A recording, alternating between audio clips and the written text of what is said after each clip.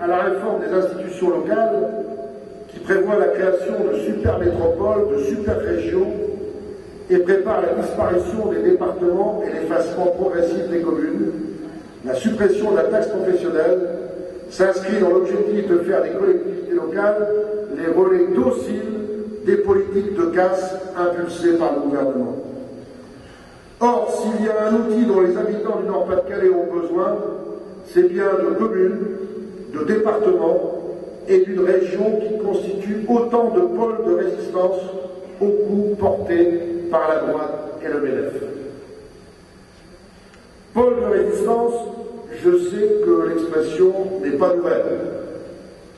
Je sais qu'elle était sur toutes les lèvres il y a 5 ans, en 2004, au moment où les résultats des précédentes élections régionales confient au Parti socialiste la présidence de 20 régions françaises sur 22. Pôle de résistance, c'était un engagement fort, un engagement nécessaire, légitime, justifié par l'ampleur des coups que les gouvernements Raffarin de Villepin, où siégeait Nicolas Sarkozy, portaient à nos concitoyens et au pays. Faut-il le souligner, au moment de tirer le bilan de ces 6 années de mandat régional, les actes n'ont pas suivi les paroles. Et dans le Nord-Pas-de-Calais, comme dans l'ensemble des régions dirigées par le Parti socialiste, les décisions prises ont accompagné très souvent le tempo donné par l'État. Il y avait pourtant matière à lutter, matière à mobiliser les salariés, la jeunesse, le mouvement syndical et associatif, les personnels de l'ensemble des fonctions publiques, le secteur économique, des PME aux artisans et aux commerçants, pour combattre pied à pied et pour revendiquer au nom de la région Nord-Pas-de-Calais les moyens utiles à l'essor de son territoire, les services, les crédits indispensables au mieux vivre de ses habitants. Ainsi que vous le savez, nous nous sommes mobilisés aux élections régionales de 2004 pour battre la droite, l'empêcher de mettre la main sur le Nord-Pas-de-Calais. Nous avions à l'époque mené le combat du premier tour sur nos valeurs et sur notre identité, et fort du résultat très positif que nous avions obtenu en recueillant 10,68% des suffrages, nous avions entre les 2 tours constitué avec le Parti socialiste et avec les Verts et les Unions. C'était une démarche réfléchie, responsable, appuyée sur une résolution que je viens de rappeler, tout faire pour battre la droite, dont chacun savait qu'elle ne ferait qu'amplifier à l'échelon local les méfaits de ses choix nationaux. Pour autant, nous n'avions pas souhaité être associés à l'exécutif et participer à la gestion de la région. Nous sentions en effet que les conditions n'étaient pas réunies et que la détermination nécessaire pour résister aux pressions et décisions des gouvernements de droite n'était pas suffisamment partagée par tous. Les faits nous ont donné raison. Partenaires de la majorité, nous sommes restés pendant 6 ans libres d'exprimer pleinement nos réflexions, nos interrogations. Nous sommes restés libres de nos votes, soutenant toutes les dispositions qui nous paraissaient aller dans le bon sens. Nous avons fait des propositions sur toutes les grandes questions qui ont été débattues. Nous avons suggéré sur de nombreux dossiers des amendements qui ont enrichi les décisions régionales.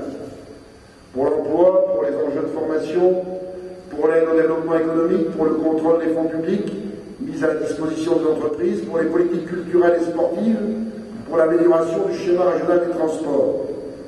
Les conseillers régionaux communistes ont réalisé un travail remarquable, utile à nos concitoyens, utile au choix d'aménagement du territoire.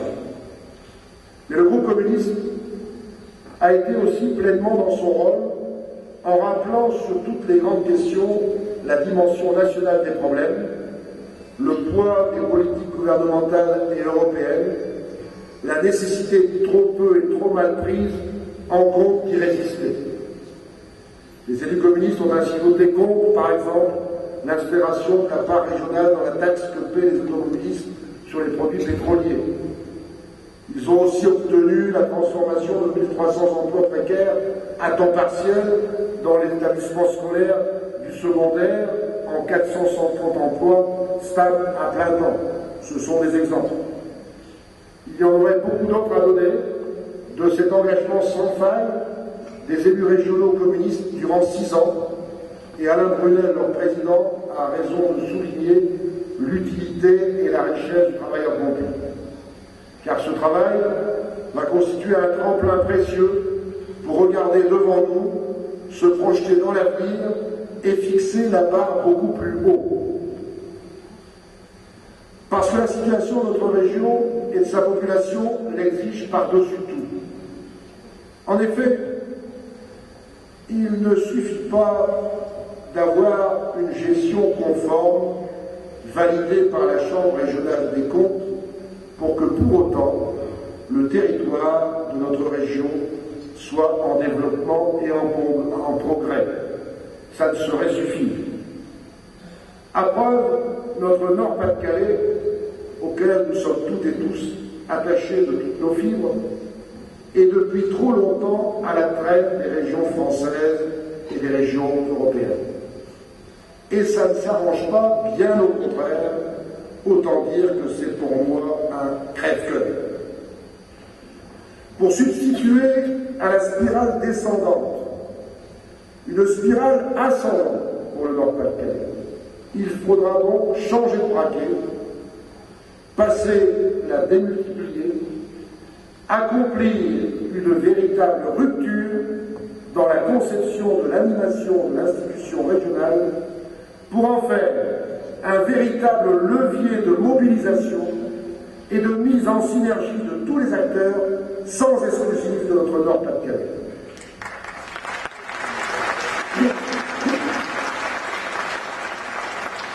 On ne peut donc pas continuer à se résigner à notre place dans le classement des régions. Pas pour une question glorieuse, encore que nous ayons toutes et tous la fierté de notre région, et c'est bien légitime. Mais parce que derrière les statistiques et les pourcentages, il y a des hommes, des femmes, des enfants et des seniors, bref, des vies humaines en quête d'un avenir meilleur. Et nous allons mettre à profit, ensemble, les 100 jours qui nous séparent du 14 mars pour faire rayonner l'exigence, prenons au mot Gérard Mullier, que l'homme passe avant le fric.